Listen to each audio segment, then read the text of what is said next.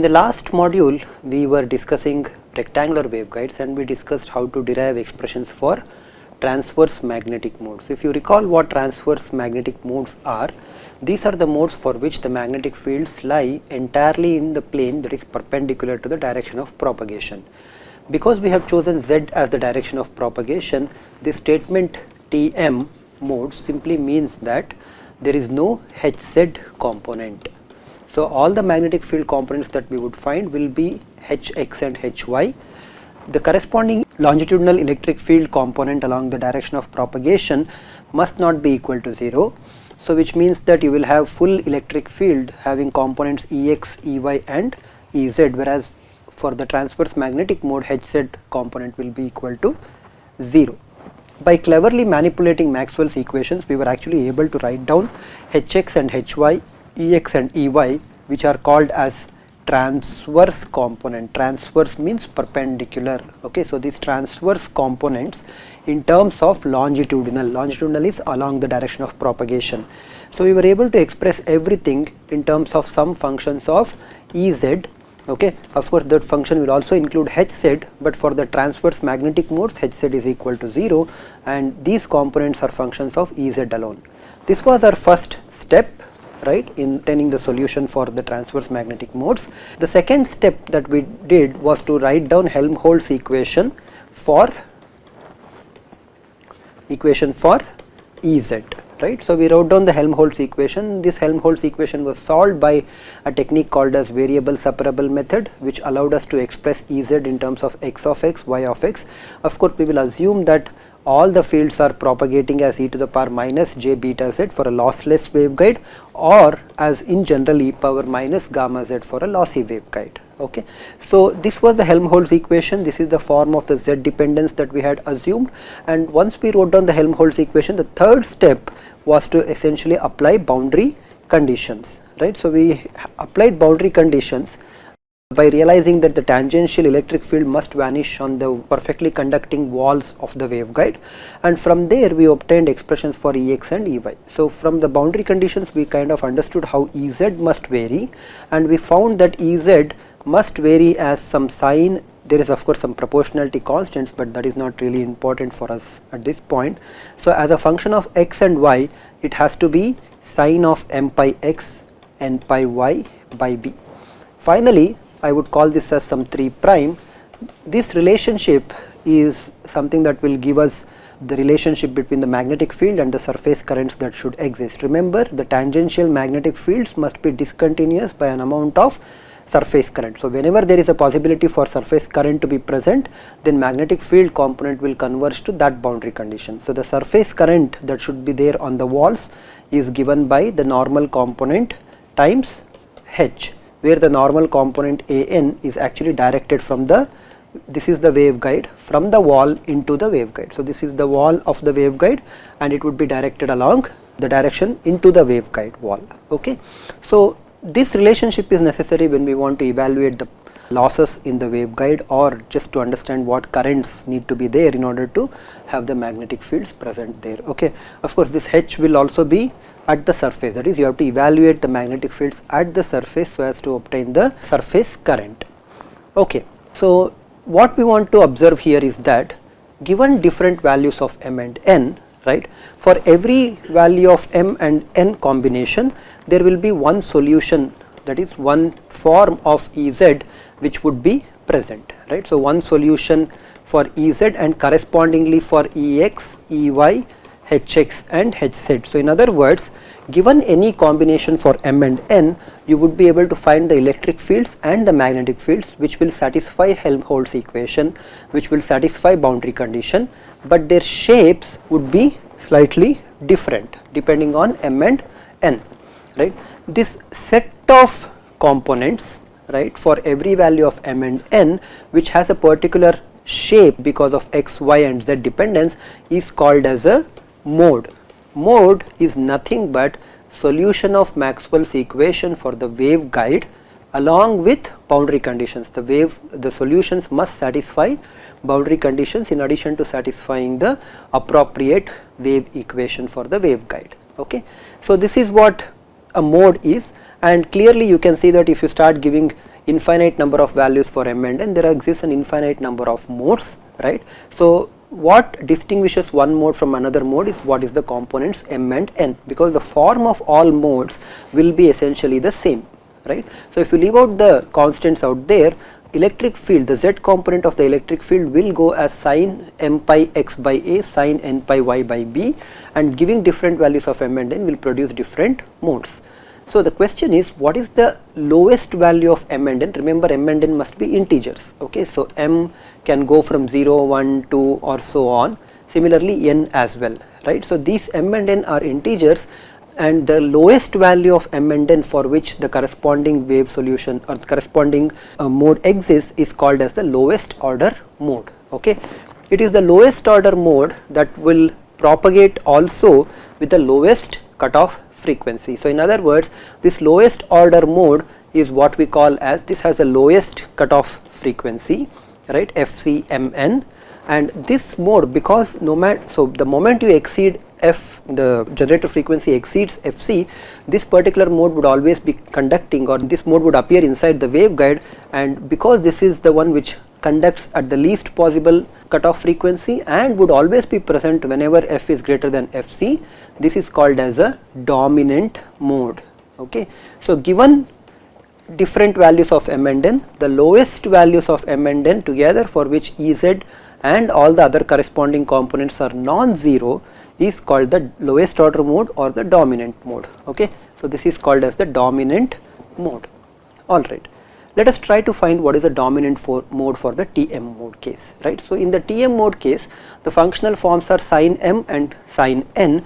If I put m is equal to 0, n is equal to 0 in the hope of obtaining the lowest order mode, I will not be able to obtain anything, because for m equal to 0 and n equal to 0, Ez will be 0, which also makes the total electric field, the transverse components and the magnetic field transverse components also go to 0. In fact, this condition would be true no matter whether m is equal to 0 and or n is equal to 0. Thus, the modes which are designated as Tm, Mn can never have any of these subscripts equal to 0. So these two subscripts cannot be equal to 0, neither one can be equal to 0. So what is the lowest order mode in this case? Well, clearly m is equal to 1, n is equal to 1 is the lowest order mode for Tm case. So this is the lowest order mode Tm11, also called as dominant mode, okay. So dominant mode for the transverse magnetic case happens to have the mode index of 1 and 1. For this mode, the electric field component Ez goes as sin pi x by a, sin pi y by b, and there is e to the power minus j beta z, okay. This is of course the phasor form of the electric field that we have written.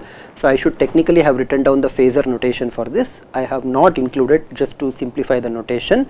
To obtain the correct expression for Ez, which is a function of x, y, z as well as time, you need to multiply this phasor by e to the power j omega t and then take the corresponding real part, okay. So when you do that one, what you get is x and y are unaffected, you get sin pi x by a, sin pi y by b, and here you get cos of omega t minus beta z.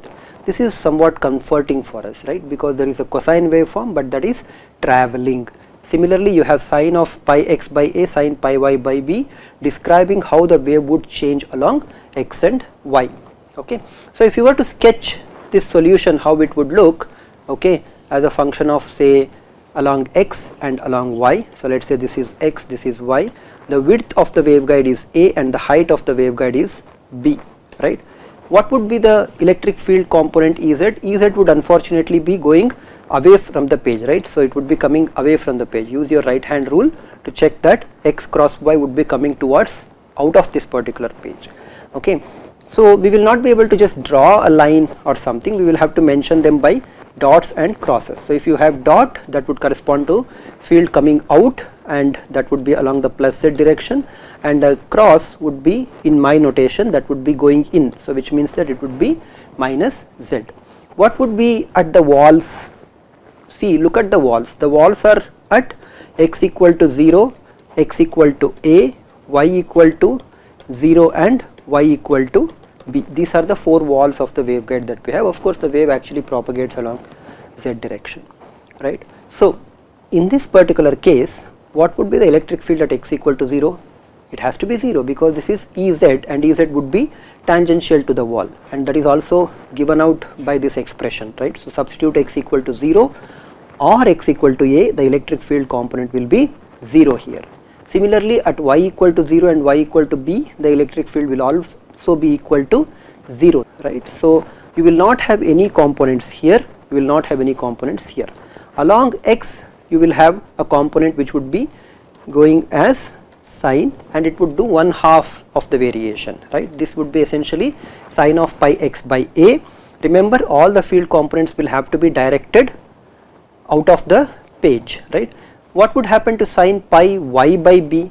Well, in this case, if you go like this, you will see that the field components have to be 0 in the middle, and then they have to be maximum here at the center, right. So, if you combine these two facts, you would be able to write down the mode, okay. So, let me write down the mode here, this is the mode, okay.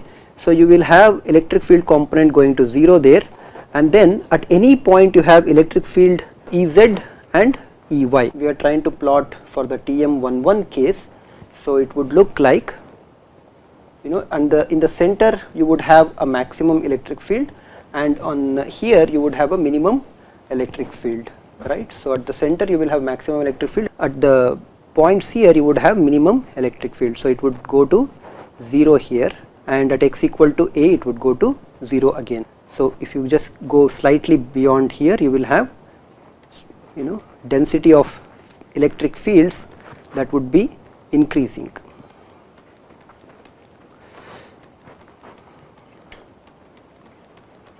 So, here you can see that the density is maximum, okay, not really nicely drawing them.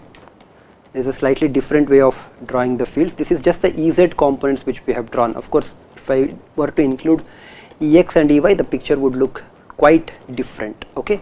So, there would be density of the fields which are maximum. So, I should have actually indicated that by maybe, you know, I can draw something like this, okay. So, let me draw it in this fashion.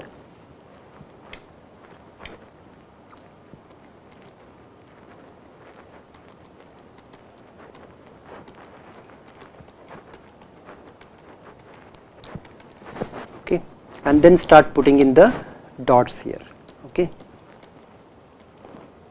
Again, here I should have maximum dots, and then here I should go, see, along y also I should have minimal dots here, and then there is maximum over here, and then you go to minimum. So, if you plot the dots here, this is how you would obtain, okay. These are just the Ez plots.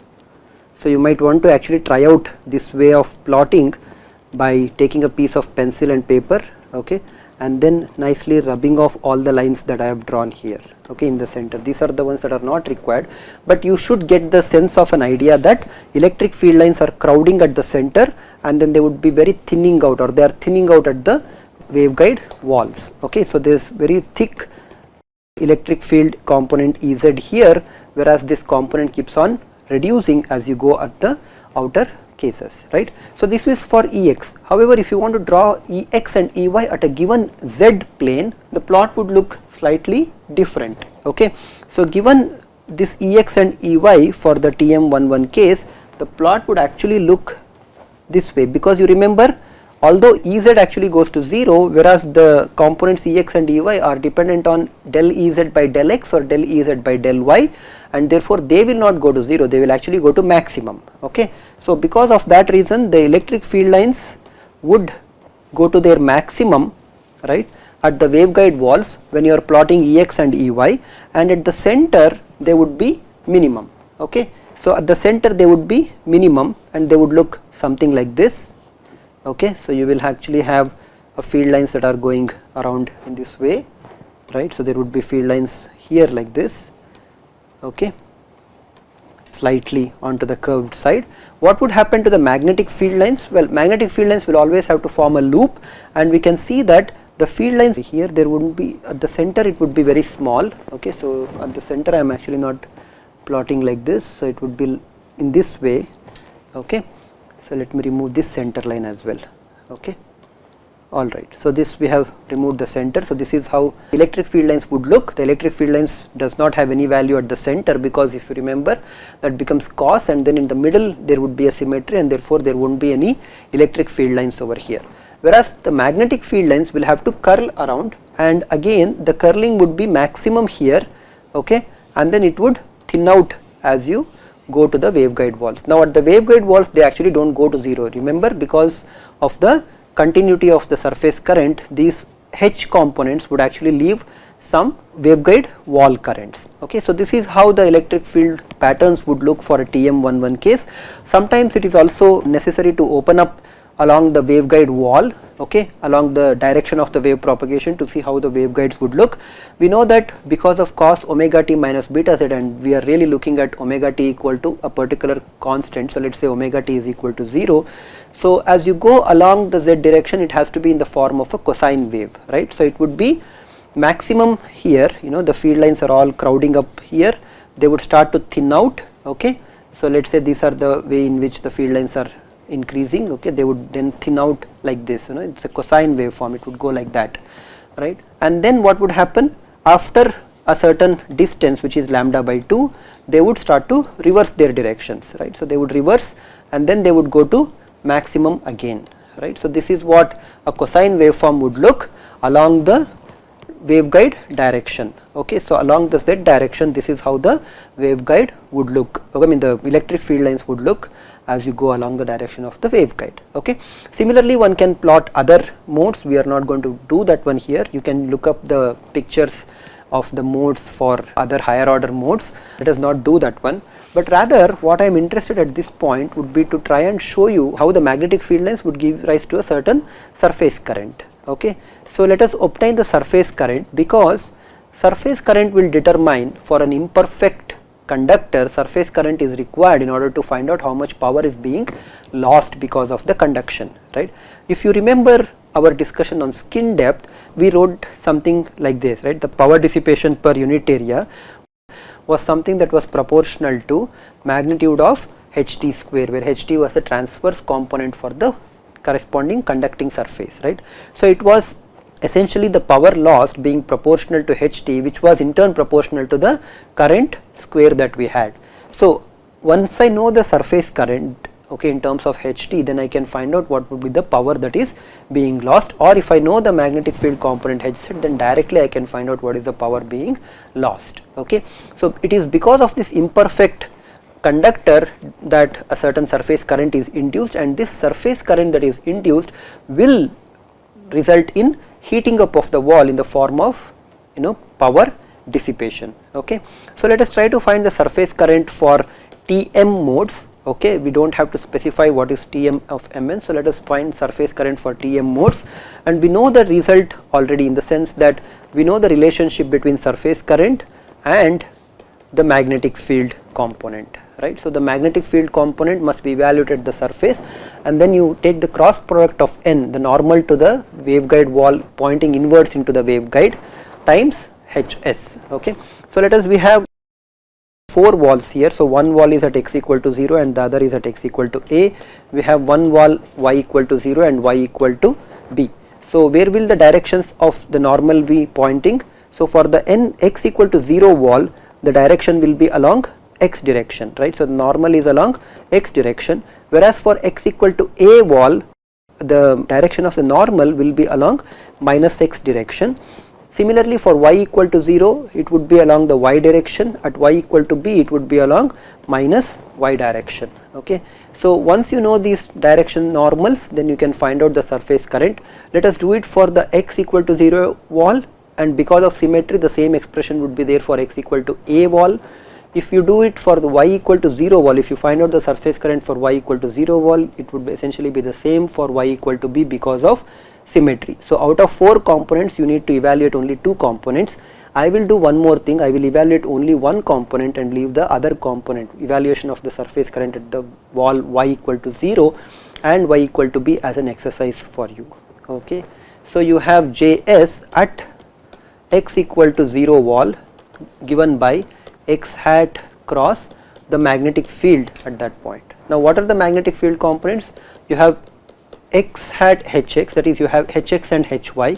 So you have x hat hx plus y hat hy are the two components of the magnetic fields. There is no hz component because of TM mode condition, and when you take x cross x, the result will be 0, x cross y, the result will be along z direction, and then you need to substitute for the value of hy. Okay, so I will not solve this one, but I will not go through in detail, but I will just recall the value of hy.